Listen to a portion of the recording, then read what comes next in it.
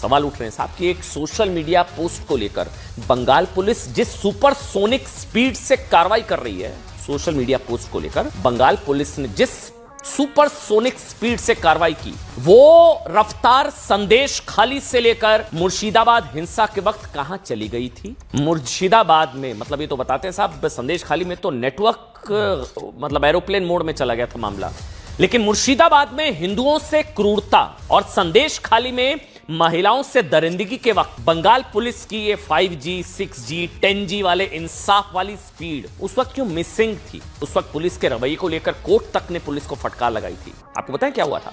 मुर्शिदाबाद हिंसा में तो कोलकाता हाईकोर्ट की टिप्पणी थी। ये मैं बंगाल पुलिस से इसलिए सवाल हम लोग पूछ रहे हैं कि यहां कार्रवाई की, अच्छी बात है आपने की। अगर आपको लगता है कि लॉ एंड ऑर्डर डिस्टर्ब हुआ, आप बंगाल पुलिस वहां से उठकर हरियाणा आई, गुरुग्राम 1500 किलोमीटर का सफर तय किया, तुरंत एक्शन हुआ, बिल्कुल ठीक एक्शन लिया गया। ये जो सुपरसोनिक स्पीड से रफ्तार या जो इंसाफ वाली स्पीड है, ये संदेश खाली प्रकरण में मुर्शिदाबाद हिंसा में कहां थी। सवाल तो है ना। तब तो कोलकाता हाईकोर्ट की टिप्पणी थी कि जब हिंदुओं के घर जल रहे थे, जब घर जलाए जा रहे थे, तो पुलिस निष्क्रिय बनी हुई थी। निष्क्रिय मतलब आप कह सकते हैं कि हाथ पर हाथ रख कर एक तरह से दंगाइयों को फ्री हैंड मिल गया था। यहां तक कि हाईकोर्ट की टीम ने जिस टीएमसी नेता महबूब आलम को हिंसक भीड़ का अगुवा बताया था ना, वो तो गिरफ्तार हो गया होगा अब तक के हिसाब से, आपको लग रहा होगा, क्योंकि बंगाल पुलिस तो बहुत सुपरसोनिक स्पीड से इंसाफ करती है ना। वहां से उठकर गुरुग्राम तक आ जाती है, 1500 किलोमीटर दूर। इंसाफ न्याय। वो आज तक गिरफ्तार नहीं हुआ है। टीएमसी का नेता महबूब आलम, जिसको हिंसक भीड़ का अगुवा बताया गया था, खुला घूम रहा है।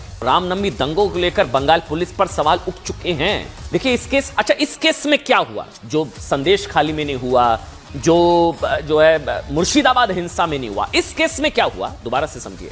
कोलकाता में पुलिस ने 15 मई को शिकायत आते ही तुरंत एफआईआर लिख ली। इसके बाद शर्मिष्ठा पनोली को कई नोटिस भेजे गए। जब शर्मिष्ठा की ओर से कोलकाता पुलिस के नोटिस का जवाब नहीं मिला, ऐसा दावा किया गया, तो कोलकाता पुलिस खुद वारंट लेकर 1500 किलोमीटर दूरी तय करके हुए सोशल मीडिया पोस्ट की वजह से 22 साल की लड़की को गिरफ्तार करने गुरुग्राम पहुंच गई। सेलेक्टिव कार्रवाई के आरोप क्यों लग रहे हैं कि जिन वजाहत की शिकायत पर शर्मिष्ठा पर कार्रवाई हुई, खुद उसी वजाहत पर हिंदू देवी देवताओं पर भद्दे घिनौने अश्लील कमेंट करने के आरोप है। इन पर क्या एक्शन हुआ।